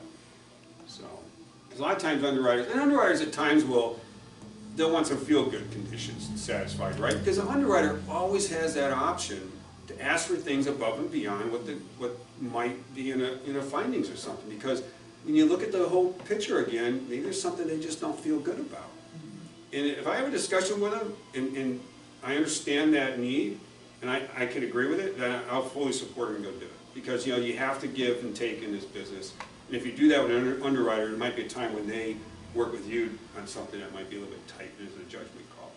So, student loan payments. How many times have we talked about student loans out there? So everybody know what the issue with student loans is? They have to do that. Well, it depends on what type of loan you're doing, right? You're doing a conventional loan, Fannie and Freddie are different, and FHA, and it's changed, and Fannie was worse, now it's gotten better, and every time we turn, so we have a student loan matrix in our company to keep it straight. So, just as an aside, on conventional loans, if there's a payment on the credit report, we can use that payment. It doesn't matter if it's a $50,000 loan that says $50, we can use it. Right? That used to not be that way. FHA's not that way. FHA, you basically have to use 1% of the balance on the credit report or the credit report payment if it's higher. If you want to use something less than either one of those, you need to get the fully amortized payment from the servicer, and if it's lower and it's fully amortized, you can use it. Okay, that's kind of a snapshot for FHA. Conventional loans are kind of a similar thing, and I'm just sharing this because this has always been a contention item or an misunderstood item a little bit. On a conventional loan, if there's no payment, then you use 1% of the balance, or you get a fully amortized payment. If it's less, you can use it. If there's an amount on the credit report, that's what you use. And if it's over 1%, you use that number. Okay? VA is totally different. First of all, VA is still the only type of loan where they'll allow deferment. So if it's deferred for more than a year from the closing of the loan, you don't have to count the payment. Everybody else got rid of that quite some time ago. VA still has it, and they're the only ones that have it. Okay? So that may also be a reason why a vet may do a VA loan versus a conventional loan, even if they have money for a down payment. If you have 20% down, they wouldn't have mortgage insurance. Then a conventional loan is probably the right way to go because they're not doing a guarantee fee if they have one. If a veteran is exempt from the guarantee fee, it almost never makes sense not to do a VA loan. It really doesn't. Because the rates are a little bit better than conventional, and you have no mortgage insurance. But, so VA, what do they do to calculate it? So they actually take the amount on the credit report times 5% and divide by 12. Nobody else does that. Totally different. And if that number, and this is what they call the, like the base, what's the words they use? They have a certain term for that. I'm trying to remember what they call it, the threshold payment, right there. Threshold payment count. So they look at that number, this 5% divided by 12 months, they look at that payment right there. If the payment on the credit report's higher than that, then you use the payment on the credit report. If it's lower than that, you use that payment. Unless you can get documentation from the servicer, again, of a fully amortized payment. If it's lower than that, then you can use that payment. So VA is a little bit different than everybody else. But they allow deferment, which is cool. Okay? Everybody understand that? Yeah. Pretty clear? That's why we have a student loan matrix, because everyone's different. So when you say, I mean, I understand what you mean by deferment, but, okay, so in my case as a teacher, I was on income-driven repayment plan. And my Yes. income was so low, they're like, your monthly payment is 0. I'm like, what? They're like, yeah, your income is literally so low, Yep. you don't owe anything each month. Yep. And then I was also on a plan where it would be forgiven, the loan forgiveness plan, where you work at a inner city type school For so many a certain years, period of right. time, and then once you hit 120 payments of $0, the rest is 10 forgiven. years, right. Yeah. What do you do in a That case doesn't matter. like that? We ignore that. So, if you So- have 0 on your credit report, and you're doing a conventional loan, Fannie Mae, we're gonna use 1%. Unless you can show me the amortized payments less. We don't do Okay, that reduced so payment. I still one. think Freddie Mac, might allow one of those, I'd have to look at it again. Every time I have a student loan, and we hardly ever do anything with Freddie Is there- Mac. Oh, sorry, I have a lot That's right. of first-time homebuyers who are veterans because of all the years of teaching. And I just, at my particular school, I have a lot of students who went into the military. Okay, And so I want to make sure I really understand this because a lot of them are now in like government type jobs like I was, where they are on these same types of forgiveness plans. So basically, for them, if they're going to do a VA loan, it's not going to matter. now, But if they're gonna the go student loan's not in conventional- deferment, then we have to go back to this calc. Okay, Right, so if they're on a reduced payment, it doesn't matter. We're gonna do this 5% divided by 12. We're gonna use that, or if they're fully amortized payment, if they, say they weren't on that, is less than this base calc, then we'll use that fully amortized payment. But that's one thing they don't allow is that reduced payment option. gotcha. Okay. So, okay?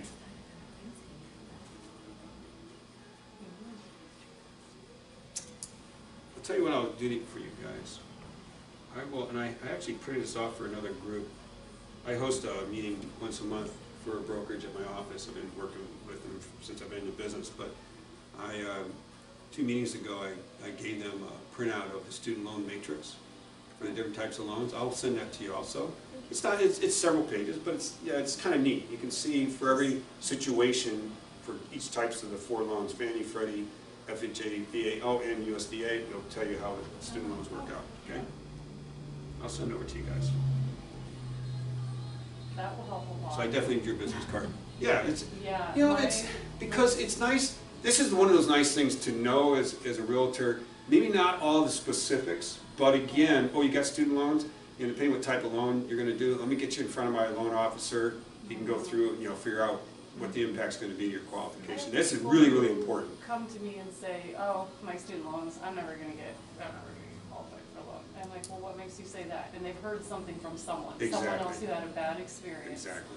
And then I have to just remind them, let me get you in touch with somebody, talk to them, see Well, and if that here's is the thing, though. case in your situation. Their bad situation may have been with a Fannie Mae loan when Fannie Mae required 1% regardless of the payment on the credit report, but they switched back again. So that bad news or bad experience may not even be appropriate. Maybe something that happened. Right. So that's why it's always good to get information, current information. Believe it or not, stuff actually changes in the lending industry, last I checked. Well, that's why it's so cool having you guys come on a regular basis. they you do, know. great. Yeah. So I put together some miscellaneous info. I will be perfectly frank, I'm pretty good at VA loans, but I also know that, and I mentioned this earlier, there's a lot of little nuances and stuff that you may not think about. So I went through and reviewed a bunch of stuff in the last couple of days to make sure that I remembered some of the things that we just don't necessarily deal with on a daily basis. Some of these things we do, but I want to talk about them. So I'll wait till Laura comes back. I think this is the important stuff. This is some of the important stuff. I think is, again, not just going to remember all this stuff necessarily, but these are things that, again, can bite you if the loan officer doesn't know what he's doing. And we're going to go over some of these things. A couple we already talked about, but I'm even going to touch on that appraisal again, some other stuff Do on it. you do any down payment assistance programs that are not VA? We Oh, yeah. talked Oh, about Oh, that. I might have been off. Yeah, we do all the down payment assistance programs. Okay. Yeah.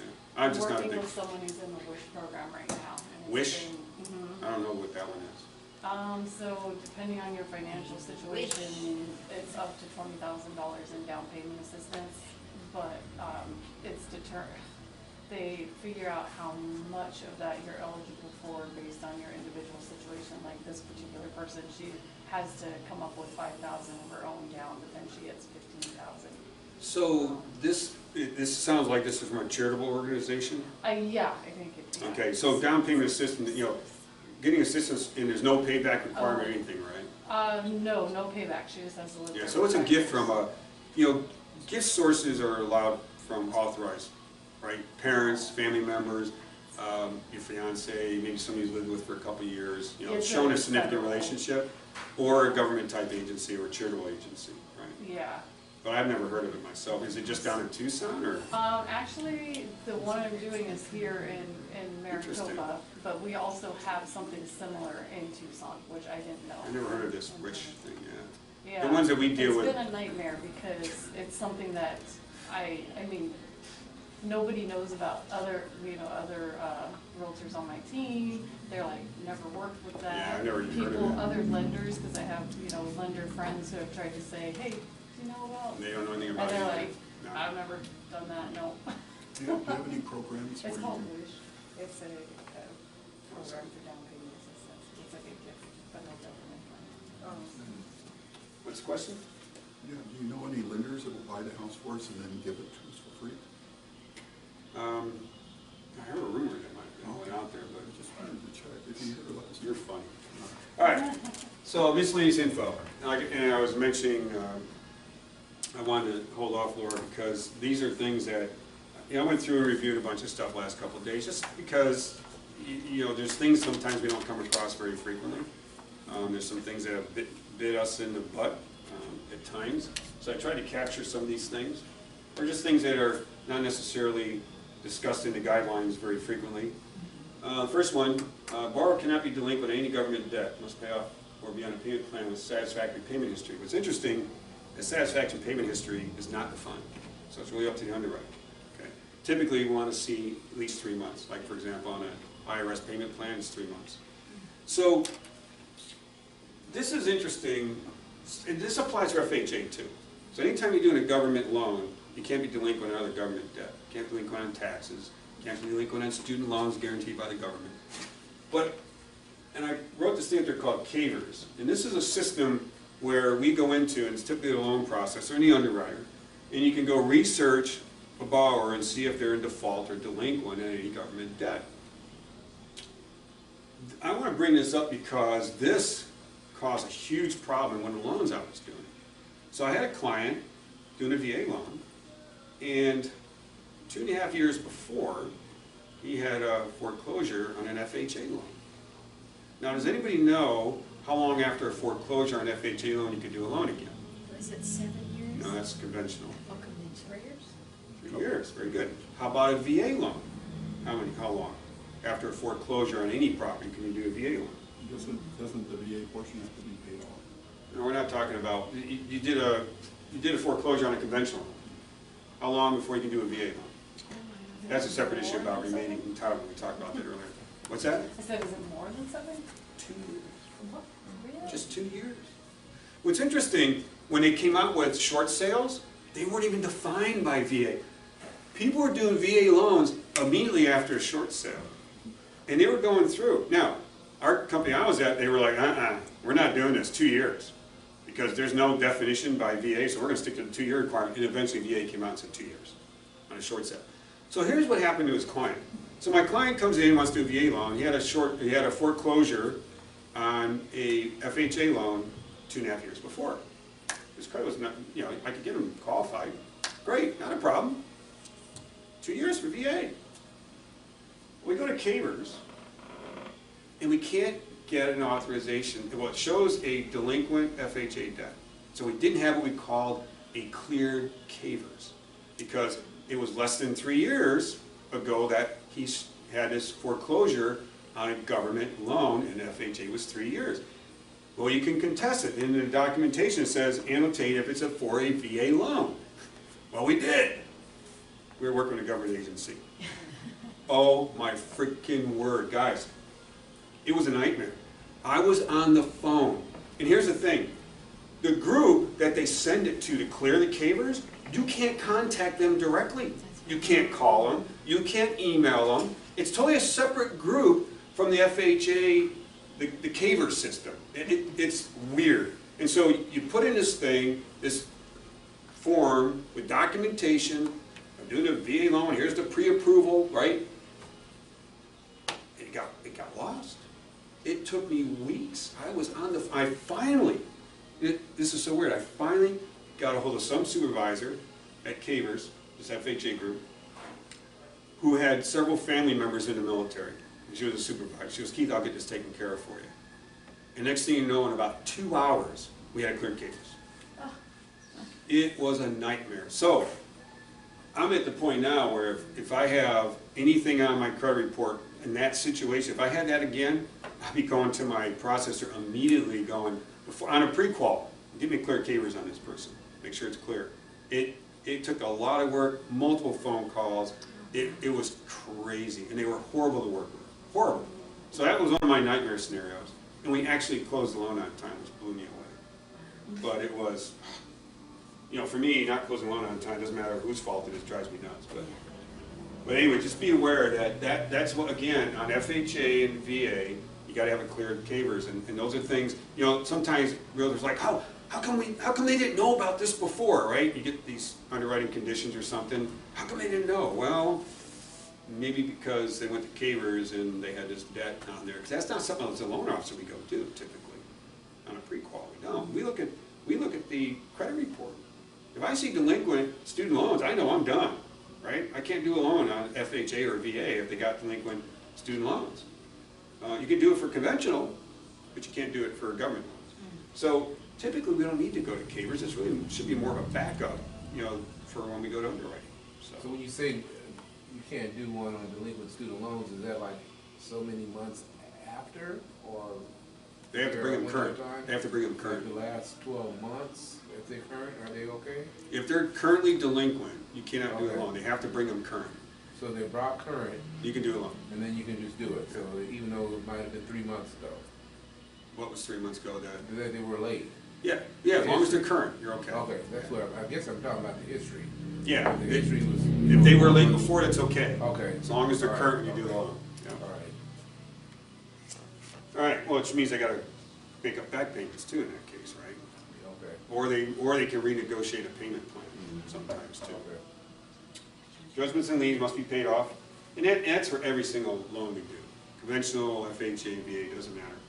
Or have a satisfactory payment history, again, typically we look at 3 months. Right? You see that one more often than not with back taxes.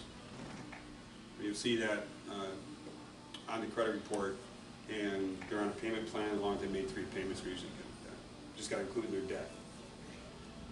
Everybody's familiar with the fact that community property state, and that impacts how we do government loans.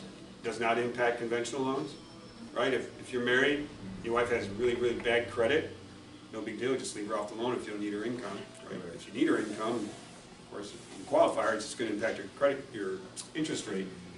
Government loans, FHA, VA, USDA, even if the spouse is not on the loan, you have to pull the credit to include their debt. That's not already included in the borrower's debt, but you can't use their income, of course, in that case.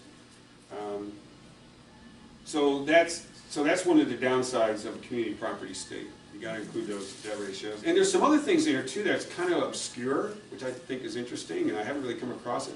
Let's say you're married, you're the veteran, and your husband's not going to be on the loan, and we pull his credit, and we get your tax returns, and on the tax returns, your husband has this side business, and he has losses on it. We have to subtract those losses. We have to make those losses as a debt against your income. Not subtract it from your income, as a debt against your income. Yeah, that's interesting. And I'm very frank, I read that, I went, I never came across that. It's one of those little nuances again. Yeah. So, I mean, that's rare that kind of stuff happens, but be aware. And again, if you don't get the tax returns on a VA loan, it can happen to you. So, or if you have to get the tax returns. We don't always need tax returns, by the way. So just be aware of that. Across the board? Oh yeah. You know, what's interesting, especially with Fannie and Freddie now, and Fannie mostly, we're underwriting right to findings. I don't ask for tax returns unless I feel I need to for a reason. Now, if they're self-employed, of course, always. But if somebody, but here's the other thing, right? We do employment verifications a lot. And if somebody's more than 25% of their income is from commissions, and VA is the same way, you have to get the tax returns and you have to deduct any 2106 expenses, which are unreimbursed business expenses. So you guys are 1099. So you write off everything what we call below the line. So before it gets on page 1 of your tax return, you're writing it off either on your Schedule C or if you've incorporated under your, your LLC or whatever. As a commissioned W-2 employee, we don't get to deduct that before our income's on page 1 of the tax return. It goes on Schedule A, and it goes down the bottom as unreimbursed business expenses. And if those commissions are more than 25% of your total income on VA, you have to subtract those from income. So, and that's another thing you need to know. So I have somebody who's commissioned, I'm asking for tax returns. So on the properties that are flipped, there's no 90-day rule like on FHA? Nope. Nope. There's not. The biggest thing there, and I've always said this, and I said it back even on FHA, it's all about the appraisal. Right? So somebody buys a property, improves it and flips it, even if it's in 60 days, what did they buy it for? How much they put into it? Doesn't really matter. It matters what does that appraisal come back as. And appraisers, I'm glad, this is something I want to bring up. And I'm curious to hear how you guys feel about this. So this has always been my thing to an agent. I don't know if I'm right or wrong. I always tell the agents, meet the appraiser there and give them a list of the improvements. But don't give them a list of the costs, because it shouldn't matter. If you got great deals or you did it yourself, goes back to what we talked about, that appraiser, he had a problem with that house. An appraiser can go, oh man, they're making a lot of money on this thing. They just barely owned it 30 days or whatever. Who gives it? Gotta be careful, I'm on camera. Who cares? So I think it's detrimental. I've had other agents go, well, I wanted them to see how much I've spent on this thing. Doesn't matter. That shouldn't matter. It's what the improvements are that matter. That and the comps, hand deliver a copy of the comps along with the list. Absolutely. So it's always, we always put down the listing agent as the contact person on every single purchase. It always gives you the option, and I encourage every agent, meet the appraiser there. With comps, my top referral partner, I told you, Randy Courtney from Courtney Valley, well, Wycott Realtors now. You know Randy? Well, of course you did, yeah, because Josh worked for him. He meets every single appraiser at any sale he's doing. And he comes with comps and all this other stuff. And he's had an appraiser show up without the package that she meant to bring and gave her his package, and she's like, oh great, I don't have to go back to my office now, I can just work off this. So, look, and I'm sure, as long as you're not sitting there trying to put undue pressure on that appraiser, which I think is counterproductive, and you're just there saying, hey look, I just got some information that might help you, I think that's always received very well. And you don't have to sit there and hover through the entire thing. You just go there, introduce yourself, hey, here's this, let me know if you have any questions, here's my card, and leave them alone. Exactly. Because, look, I'm trusting you to do your job, but I just have some information you might find useful. And I think that's the best strategy you can do with an appraiser. Absolutely. I've had, in fact, it was a contested appraisal, which I actually ended up getting split in the middle, but this listing agent met the appraiser at the door and said, so are you from, it was not Verado, what's that place south of I-10 up in Estrella Mountain? It was in Estrella Mountain, and the guy asked him, so are you from Estrella Mountain? Do you live around here? Well, immediately the appraiser got defensive because he was questioning whether he had knowledge of the area. Bingo. Oh. Stupid thing to do. That is not the way to start out a relationship with an appraiser. We're getting ready to appraise your property. It was kind of funny. Well, it wasn't funny, but the appraisal stays of property 6 months. We talked about that. So let's touch on this for a second. So there is a process to request increase in the appraised value. So let's say you had an appraisal done 4 months ago, and you're in an area where values have been increasing pretty good. Are you stuck with that value on the appraisal? Not necessarily. If you can provide comps and stuff to the lender, right, because that appraisal is going to get transferred to the new lender. If you can provide comps and stuff to the underwriter who's reviewing that appraisal and issuing the NOV, and show there's valid reasons to increase that purchase price, if you go, an approved underwriter at a company can increase that value by up to 5%. Okay? if you go between 5 and 10%, you have to go back to the appraiser with additional information. The appraiser is authorized to charge more to reevaluate whether the value should change or not. And if it's more than 10%, it's got to go to VA for approval. And I was talking to my ops manager yesterday on something, and I had a question on something on, oh, it was fee stuff, and we were talking about appraisals and the ability to go back and get it changed. One of her clients, they ended up going, he went to a senator in New Mexico. That's where the loan was going to be at. A U.S. senator who wrote the VA and said, approve this value. Whoa. Talking about carrying clout, huh? Yeah. I was like, are you serious? She goes, yeah. Quick question, in terms of. Isn't that crazy? Pardon me. No, it's The okay. appraisal report itself, what are you looking for as a lender as far as the number of actives, number of, we call it, solds, and isn't there another? Pending. There you go. Are you looking? As for a that lender, we're not mix? looking for anything. We're looking for the appraiser to meet the guidelines. And the guidelines dictate to the appraiser what they need to have in the appraisal. But generally looking at an appraisal, do you want those 3 types of transactions in an appraisal, or generally speaking, I'm just curious to know. And say the transactions again? So an active listing, pending, or and closed? Well, first of all, you want closed Okay. sales. They always add in an active and a pending, or one or the other, to help support their value, but they don't directly impact the value. Does that make sense? It's more of a support. Okay. Because those aren't closed, you don't really know ultimately what those are going to be. And this brings up an interesting question about, or point about appraisals in general. So we had a contract on a condo, and the appraisal came back low. It came back low, and the realtor's like, well, wait a minute, there's this exact same unit in the building sold for X amount.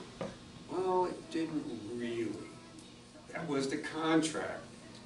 They reduced the purchase price because they had a low appraisal, but the realtor did not update MLS. Is it MLS? Yes. Yeah. Yeah, they did not update to the actual closed transaction amount. Yeah. So once but the appraiser had that. That's a big deal. So appraiser was like, oh no, it's sold for this, and it was right there. Well, purchase price ended up being reduced because the realtors were going off inaccurate information. Well, if you go off of MLS, but you can always go off of, like, I like to use Monsoon for comps, because on Monsoon, on the tax piece of Yes. The MLS. tax part, you can see exactly what's You can recorded. punch in an address right. and then just hit, Right. you know, comps, comparables, Yeah. and it'll give you a list of everything that has actually closed in that area. With the It's a little actual bit more number. accurate than sometimes Okay. even running, like a comp analysis on Okay, cool. MLS. Good to Yeah, know. because again, MLS. Verify too. you Well, know, again, check it MLS out. is relying on a realtor to update the Yeah. information, where the tax records are big, that's what title's reporting, Wow. so it's accurate, that's great, that's good. Yeah, so that's definitely something you gotta be careful about. See, we talked about all these, let's see. A couple more, I think. VA prior approval. Well, I already talked about that last bullet, about NOVs, right? The value's not really a good value until the underwriter does that NOV. So, some situations require a VA prior approval. What does that mean? That means prior approval of us closing the loan, not prior to us approving the loan itself. So, these situations where you have 2 military guys or individuals on a loan, each using their benefit, that can be done, but that's got to go to VA. So that's one example. Another example I came across, which I thought was really interesting. So I got a certificate of eligibility on a potential borrower. We ended up not doing his loan. I'll tell you why. Or he ended up not doing a purchase. I'll tell you why. So on the certificate of eligibility, at the bottom, it said, service member is receiving a non-service related, not disability, but it was like a disability income. I was like, and it says requires, for VA prior approval. I've never seen that before. What is that? What are they talking about? Well, this individual was getting, I don't know, $1,250 a month or something from the VA. He did not have any kind of injury, but he went, I did not know VA does this, but the guy was basically didn't have a job, wasn't work, I can't remember exactly the situation was, but the VA basically gave him like a disability payment, but he wasn't disabled, it wasn't service-connected disability. Was he a contractor? No, Oh, okay. no. No, so that has to go back to VA. So when I told this borrower this, I went, and they were making, he was married now, his wife's making good money, he had another income source, and